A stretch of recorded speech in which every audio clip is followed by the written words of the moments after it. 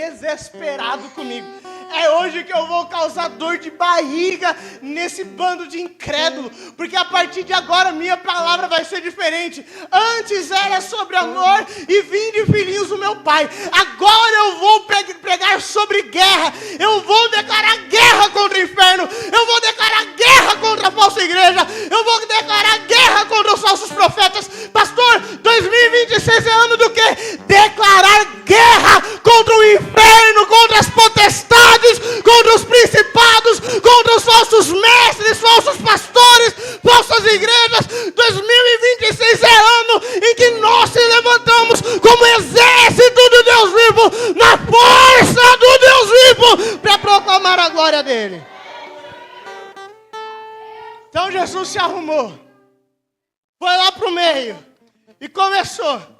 E os escribas e fariseus, tudo do lado, até que alguém chega assim e fala assim: olha, não dá pra gente se infiltrar lá com aquelas roupas, aquelas túnicas gigantes lá. Todo mundo vai olhar pra gente e vai falar: é fariseu. Então o que nós vamos fazer? Nós vamos nos disfarçar deles. Nós vamos colocar uma roupa simples. Nós vamos colocar uma roupa que nós vamos passar no meio de todos eles e ninguém vai perceber. Então, dito isso, Jesus está pregando. Aí, eles começam a fazer indagações. Começam a perguntar para Jesus: Jesus, de onde vem a sua autoridade? Quem te deu autoridade para dizer coisas que o Senhor disse? Aí Jesus responde. A resposta de Jesus para mim é maravilhosa. Porque Jesus começa a confrontar a lei deles, e diz: vocês não entendem da lei. Se vocês não sabem a autoridade que vocês têm para interpretar a lei, eu também não direi a autoridade que eu tenho para proclamar as coisas que eu proclamo. Aí isso já causou uma estranheza, porque a resposta foi uma resposta... Você já tomou uma resposta atravessada? Você fica... Opa! O fariseu já deu um passinho para trás. E continua. Jesus continua pregando. E mais alguém levanta as suas mãos de novo. Então presta atenção, em Lucas capítulo 20, do 19 a 21 diz: os principais sacerdotes e escribas procuravam lançar mão dele naquela mesma hora, mas temeram o povo, porque entenderam que contra ele dissera essa parábola. Observando, mandaram espias que fingissem justos para apanharem alguma palavra e entregarem a jurisdição e autoridade do governador.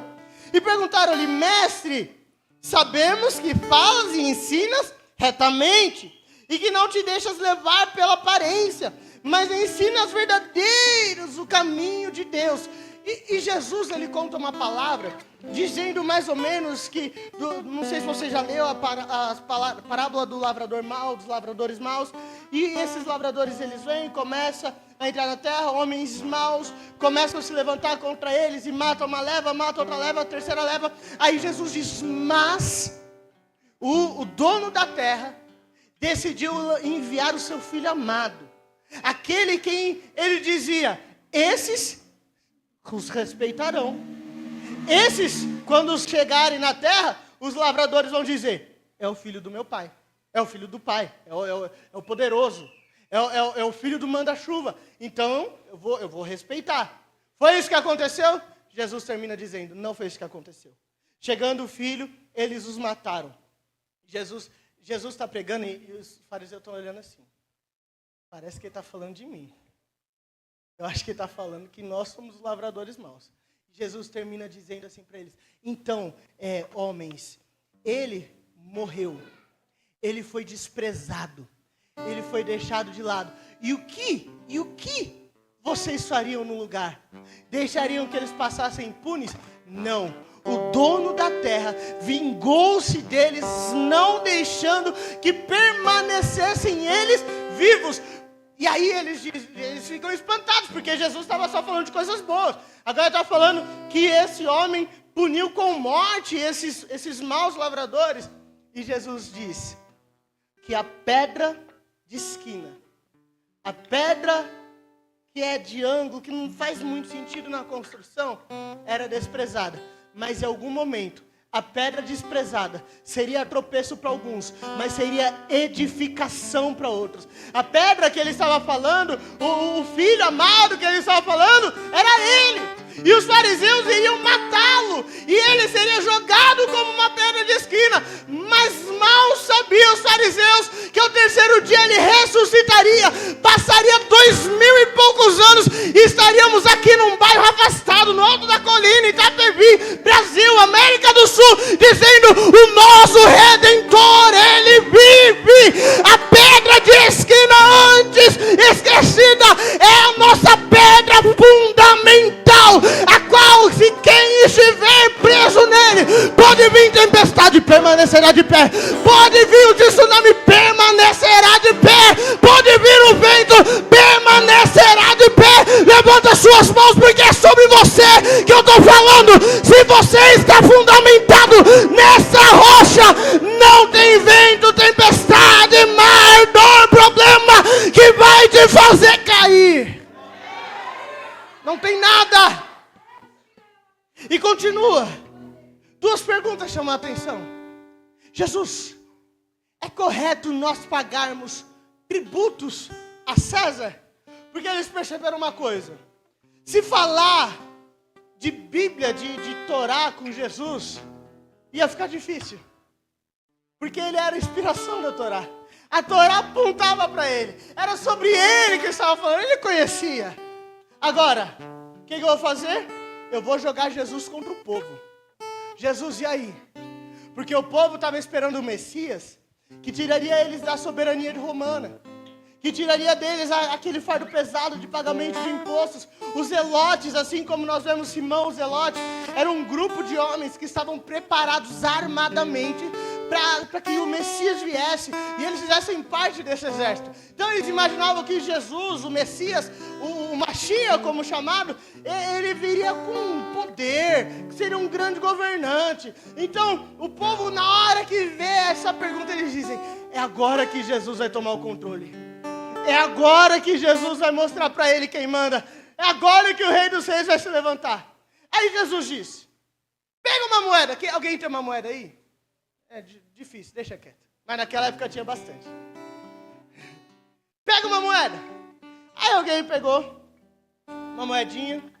E Jesus disse: quem é esse personagem na escritura dela? César. Aí Jesus disse: justo. Dê a César. Olha, vocês estão bons de Bíblia, olha. E dê a Deus o que é de? A César se paga imposto, a Deus adoração. A César eu dou dinheiro, a Deus eu dou prostração. A César eu entrego finanças, a Deus eu entrego a minha alma, a minha vida, o meu espírito. Jesus estava falando: calma, que vocês ainda vão entender que o reino que eu tenho não está aqui. Quando eu voltar, eu vou preparar um lugar para vocês. E as moedas de César não servirão nem para ficar jogando lá no lago, porque os muros são de jaspes, as suas são como de ouro, mas não é um ouro qualquer encontrado, não. É ouro puro, é coisa boa. E lá não haverá mais morte, não haverá mais choro, não haverá mais dor, haverá luz da presença do nosso Deus todos os dias. E eu estava lendo esse texto e alguns deles perguntam: e aí, Jesus, visto que o Senhor é o mestre na Torá, o Senhor sabe de tudo que se diz respeito ao texto, me diga, qual é o melhor mandamento? E ele dá uma justificativa para que nós possamos segui-los corretamente. Me lembrei do Salmo 116, em que o salmista diz: o que darei eu ao Senhor diante de todos os benefícios que Ele tem me dado? Perceba que é o mesmo teor de pergunta. Os dois querem a mesma coisa. Os dois querem a mesma resposta. Só que os fariseus, eles querem que Jesus seja, como que se diz, exposto. Agora o salmista não. O salmista quer que Jesus seja agradado. Gente, 2026 vamos começar diferente. 2026 vamos por uma outra linha. Não vamos fazer igual os fariseus, ficando colocando à prova Jesus. Sabe? Se Jesus fizer tal coisa, ele é Deus. Se Jesus fizer tal coisa, ele é Deus. Se ele existe mesmo, ele vai fazer chover, porque eu estou com muito calor. E se ele fizer chover, eu creio que é Deus. Então eu vou ficar aqui olhando para o céu esperando chuva. Se não vier chuva, eu não sou mais crente, não. Não gosto de um Deus de calor. O que define o teor da pergunta é o coração de cada um. O que define o teor da resposta de Deus é o teor de cada pergunta. Então, perceba, o fariseu está perguntando: mestre, qual é os mandamentos? Para quê? Para que eu possa te condenar, para que eu possa te levar para juízo. Agora, obrigado, minha princesa, está muito obreira hoje, hein? Agora, o salmista não. O salmista está perguntando: como eu poderei te agradar? Por quê? Porque eu quero te adorar. Porque eu quero me prostrar corretamente. Porque eu quero viver com o Senhor na tua casa. Então, para um quer Jesus exposto, para outro quer Jesus agradável. Mas não pelo que ele faz, pelo que ele é. O salmista está falando assim: não precisa fazer mais nada. Não precisa fazer mais nada, porque eu já não sei como pagar o que o Senhor fez. Como eu pagaria as coisas que o Senhor ainda iria fazer? Então, Jesus, ele dá uma resposta. É que parece um texto muito simples, né? Amará o Senhor teu Deus de todo o teu coração, e etc, etc. E amar o próximo como a ti mesmo. Quem já ouviu isso? Levanta a mão. Todos nós. E parece assim, para nós cristãos, é apenas mais um texto. Só que quando Jesus responde isso, Jesus está evocando uma tradição chamada chamá, que seria mais ou menos, Shema, na verdade, a pronúncia correta, que eu não falo hebraico, vocês perceberam, né? Mas o que é o Shema? É uma tradição que todo dia de manhã o judeu faz essa oração, que diz: ouve Israel, Deuteronômio 6, do 4 ao 5. Shema significa exatamente isso. Ouve Israel, ouve Israel. Ouve Israel, o Senhor nosso Deus é único. Amará, pois, o Senhor teu Deus de todo o teu coração, de toda a tua alma e de toda a tua força. Quando Jesus responde isso para os fariseus sobre qual era o principal mandamento, Jesus estava dizendo: vamos ficar quietinho que agora eu vou falar sobre palavra. Agora vocês vão entender o que vocês tanto tentam ensinar e não conhecem nada.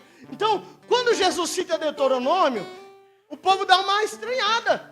Porque Jesus está mexendo diretamente na lei.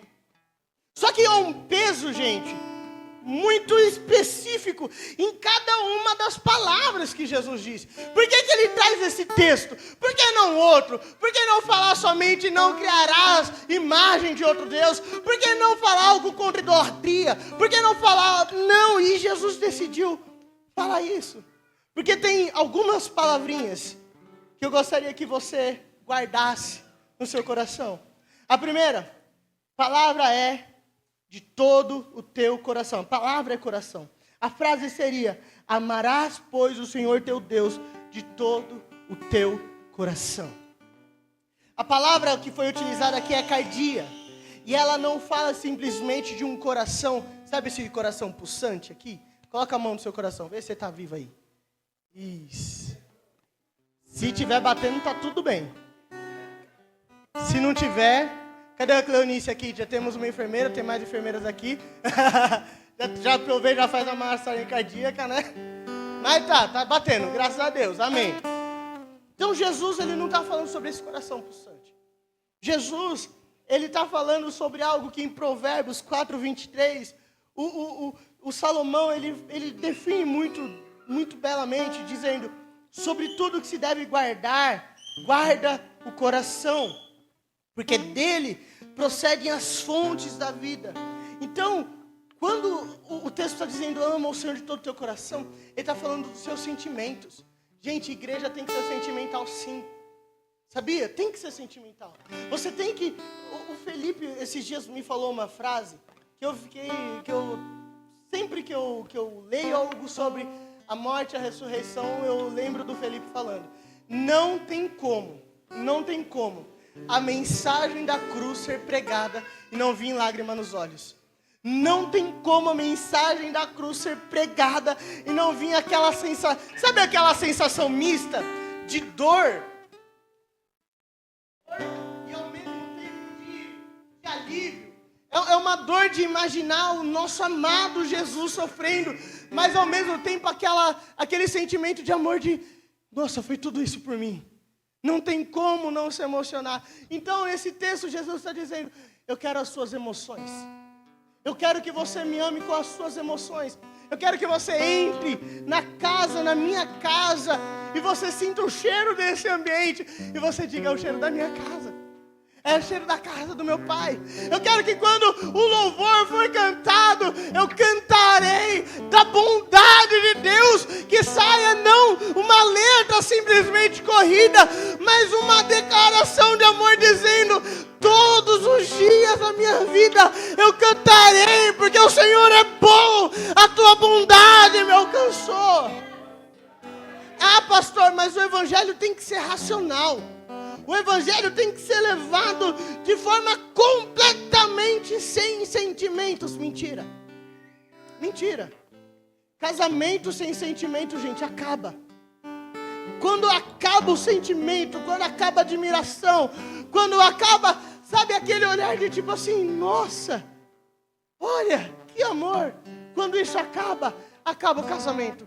Deus não tem um relacionamento com a gente. Deus, ele não nos separou como noiva para colocar uma data de validade. Porque ele olha para nós e diz, ai daqueles que mexem nos meus pequenos, na menina dos meus olhos, ai daquele que se levanta contra o meu ungido, ai daquele que levanta acusação, porque aqueles que abençoarem os meus, eu abençoarei, mas aqueles que amaldiçoarem os meus, eu também amaldiçoarei. Então Jesus tem um relacionamento sentimental com a gente, e nós precisamos ter um relacionamento sentimental com Ele. Gente, nós precisamos ouvir os louvores e sentir emoção. E quando é um louvor de alegria, eu preciso sentir alegria.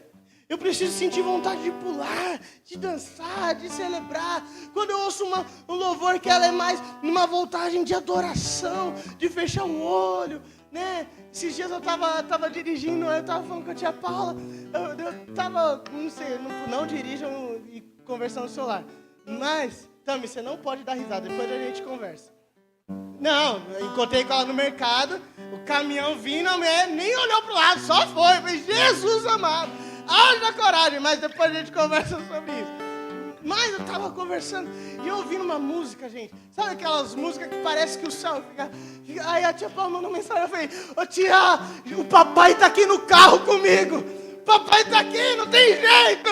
E quando ele tá no carro comigo, sozinho, aí eu grito, aleluia, glória a Deus, santo. Aí a gente fica igual esses worshipeiros, come on, Jesus, vamos lá, Jesus, eu quero mais.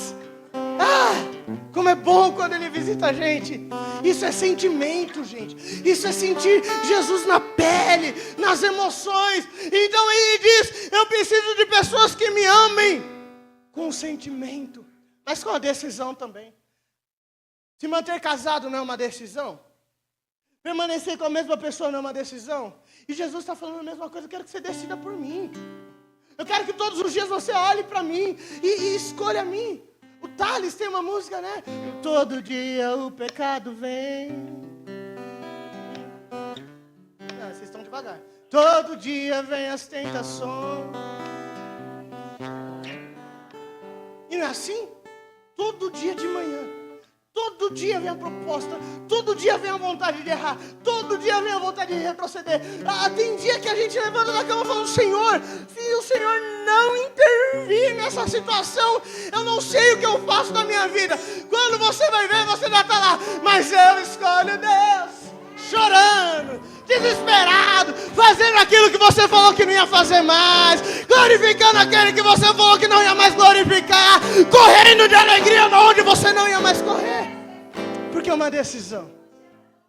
E nós precisamos disso. 2026, fala 2026. Eu vou amar a esse Deus de todo o meu coração. Romanos 12, do 14 ao 15. Abençoais os que perseguem, abençoais e não amaldiçoeis, alegrai-vos com os que se alegram, chorai com os que choram. Gente, quando tiver festa na igreja, sorria, abrace quem está festejando. Quando tiver luto, chore, fique triste, isso faz parte. Intensidade começa no coração. Sem entrega emocional e intencional, qualquer prática torna apenas rito. Aí vim para a igreja tomar ceia, é rito. Aí vim aqui levantar a mão para cantar, é rito. Limpar a igreja, é rito. Pregar a palavra sem amor é rito. Agora, quando eu tenho amor, é a melhor coisa que eu tenho na minha vida. É o que eu mais amo fazer. Segunda palavra, amar a Deus de toda a tua alma.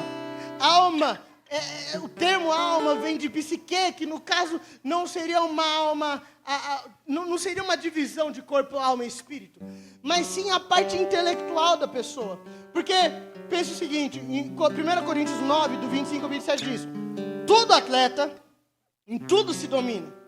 Aqueles para alcançar uma coroa corruptível, nós, porém, a incorruptível. Assim corro também eu. Então, o atleta precisa de um tênis para correr, precisa de uma roupa confortável para correr, mas vale a pena ter a roupa e não correr? Aí, gente, eu tenho umas roupas de academia lá em casa guardadas. Não adianta. Só a risada de vocês já diz tudo, né? Não adianta. Então, a psique, ela fala justamente sobre isso. É sobre não só sentir, mas sobre fazer. Então, eu não só tenho uma roupa de corrida, eu corro. Eu só não sou revestido desse amor do Espírito de Deus, mas eu amo pessoas. Eu não sou só revestido de alegria, mas eu alegro pessoas. Esses dias eu estava vendo na televisão aqueles doutores da alegria, né? E assim, gente, tem que ser muito de Deus. Não sei religião, não, mas tem que ser muito de Deus para entrar num quarto com uma criança em estágio terminal e fazer ela dar risada e ela sorrir. E depois os médicos disserem: depois que vocês vieram, apresentou melhora no quadro. Mas tem que ser muito de Deus isso. Tem que ser muito de Deus, gente. Quando você está vendo alguma pessoa caída, pronta para morrer, pronta para largar tudo, e você fala: pera, não faz isso não. Calma, eu sei que está doendo. Eu sei que você está sofrendo. Eu já passei por isso também. Eu já passei por esse mesmo caminho. Posso te falar? O meu Redentor vive. Ele estava comigo. Aquele menino que nasceu, que estava com a potestade sobre seus ombros, Ele levou nele, naquela cruz do Calvário, a sua dor, a sua aflição. Vamos comigo para o pé do altar, vamos deixar os pés da cruz, porque eu tenho certeza que quem veio com fardo pesado, sai com fardo leve. É isso. Finalizando, a terceira palavra: amar a Deus com toda a força. Então, eu preciso sentir, eu preciso ter esse amor. Segundo, eu preciso decidir correr, eu preciso decidir participar, eu preciso decidir escolher Jesus todos os dias. Agora, terceiro, eu preciso amar a Ele com toda a minha força. 2 Coríntios 12, 15: eu de muita boa vontade gastarei e me deixarei gastar pelas vossas almas, ainda que amamo-vos cada vez mais, sejas menos amado. Paulo está olhando para a igreja de Coríntios e falando assim: gente, vocês só me dão trabalho. Gente, de todas as igrejas, vocês é a igreja que eu mais escrevo carta. Já mandei Tito, já mandei com ele outros irmãos para estar com vocês, e parece que mesmo assim vocês continuam do mesmo jeito. Mas vocês querem saber de uma coisa? Aquele que me encontrou lá no meio do caminho, que me fez cair do cavalo, que me fez ter um encontro com Ele, salvou a minha vida de tal maneira que eu vou gastar minha vida por vocês. Eu vou gastar e deixar desgastar, mesmo que enquanto mais eu amo vocês, mais vocês me odeiam. Quanto mais vocês me odiar, mais eu vou te amar. Gente, é disso que nós estamos falando de igreja. Porque hoje só tem gente linda aqui nessa igreja, gente bonita, cheirosa, perfumada. Mas esse amor com toda a força é amar as pessoas que vão dar problema pra gente. É amar as pessoas que vão ser trabalhosas. Você vai falar assim: eu não quero ver aquela pessoa de jeito nenhum. E Jesus te chamar para abraçar, para amar. Quando eu falo sobre amar a Deus com toda a nossa força, é independente de qualquer coisa, independente de qualquer circunstância, é amar. Salmo 27, 4, uma coisa pedi ao Senhor e a buscarei, que eu possa morar na casa do Senhor todos os dias da minha vida, para contemplar a formosura do Senhor e inquirir o seu templo. O salmista está falando, tenho energia, eu tenho força, eu tenho gás. Se eu tenho tudo isso, eu sei para onde eu quero ir, eu sei onde eu quero gastar. Eu quero gastar nos átrios do Senhor, eu quero gastar. O Salmo 84 é uma canção linda, em que o salmista ele se compara, né? Até foi pro Will me ajudar, né? O salmista ele canta algo como: quão amáveis são os teus tabernáculos, Senhor dos exércitos. Vocês conhecem essa música? Vamos pro refrão? Vamos lá. 1, 2, 3 e... Eu encontrei teus altares, Senhor, Rei meu e Deus meu. Eu encontrei teus altares, Senhor, Rei meu e Deus. Fecha seus olhos, diga isso de novo. Eu encontrei teus altares, Senhor, Rei meu e Deus meu. Pois um dia nos teus átrios vale mais do que 1000. Prefiro estar à porta da casa do meu Deus, habitar nas tendas da perversidade. Porque o Senhor Deus é sol e escudo, é o Senhor da graça e glória. Nenhum bem sonega os que andam retamente. E o pardal encontrou casa e ninho para si. E aonde? O que eu encontrei? Eu encontrei os teus altares. Poderia estar em 1000 outros lugares, mas eu encontrei os teus altares. E é nele que eu quero viver. É nele que eu quero chorar. É nele que eu quero estar. É nele que eu quero estar. Gostaria que vocês se colocassem de pé em nome de Jesus. Porque eu preciso terminar dizendo, em Levítico 6, há uma ordem de Deus dizendo: o fogo do holocausto deverá permanecer aceso. Todos nós já ouvimos o trecho, né? A chama permanecerá acesa sobre o altar. Quem já ouviu isso? Só que uma coisa que pouca gente fala é que a chama não fica acesa misteriosamente. A chama ela não fica acesa assim, por um milagre. Não. Todo dia de manhã o sacerdote tinha que vir colher lenhas específicas, separadas, levar até o altar para que a chama permanecesse acesa. Gente, hoje o Senhor nos chama para viver algo semelhante. Algo que está ligado a uma intensidade no serviço, uma intensidade no servir a Deus, em fazer a Deus com todo o nosso coração, com toda a nossa força, com todo o nosso entendimento, sem pensar no dia, na hora, no local, com quem, como será, mas ser intensos, gente, verdadeiramente intensos, gastar energia, mas não de forma burra, não de forma tola, mas de forma constante. Para que o fogo permaneça aceso sobre o altar, é preciso que o sacerdote coloque lenha nele todos os dias pela manhã. Sacerdote e sacerdotisa de Deus, 2026 é ano que você não terá descanso. O fogo terá que permanecer aceso sobre o altar. Então, se eu fosse você, eu já começaria a criar a minha rotina de devoção a Deus, de leitura da palavra, de jejum, de oração, porque esse ano a chama, ela ficará acesa e ela não se apagará, ela continuará constante sobre o altar. Gostaria que colocasse a arte aí, por favor, do tema. O tema do ano de 2026 será intensidade e constância. Gente, esse ano de 2026 seremos intensos. Nós vamos gastar a nossa energia. O alto da colina vai ficar pequeno. Nós vamos evangelizar como nunca. Nós vamos pregar a palavra de Deus como nunca. Essa igreja vai viver tempos maravilhosos. Mas nós não começaremos e pararemos no meio do caminho. Seremos constantes. Pastor, Eu preciso ir correndo. Não precisa correr não, mas mantenha a constância. Se você tem, cadê os jovens dessa igreja? Até 30, levanta a mão, quem tem até 30. Até 35 para aumentar um pouquinho o grupo. Até 40, vai, 40 vai, 40 vai. Isso.